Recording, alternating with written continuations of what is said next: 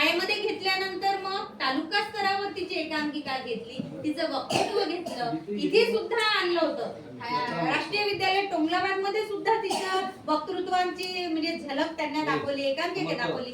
या शाळेमध्ये सुद्धा मी तिला घेऊन आली होती. आणि त्यानंतर जेव्हा तालुका स्तरावर तिचं वक्तृत्व झालं, मी जिजाऊ बोलते, मी सावित्री बोलते आणि त्यानंतर मी सरपंच बोलते, ह्या तीनही एकांकिका इतक्या प्रभावी झाल्या की त्यानंतर तिला जिल्ह्यामध्ये सुद्धा तिची निवड झाली आणि जिल्ह्यावर देखील तिने हा कार्यक्रम सादर केला. म्हणजे इतकं सुंदर वक्तृत्व आहे. 18 20 पेजेस ती बोलू शकते.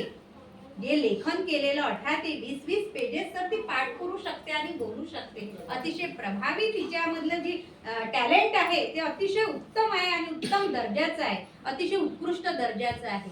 आणि मग जेव्हा ती 4था वर्ग पास झाली, याच्या आधी देखील मी प्रयत्न केला होता की या शाळेमधले छोटे छोटे 4था वर्ग पास झालेले मुलं अतिशय छोटे असतात, वयाने देखील लहान असतात आणि त्यांच्या उंचीने देखील लहान असतात आणि टोंगलाबाद पर्यंत पायी जा किंवा वाहनाची वाट पाहत बसा किंवा दर्यापूरला जा.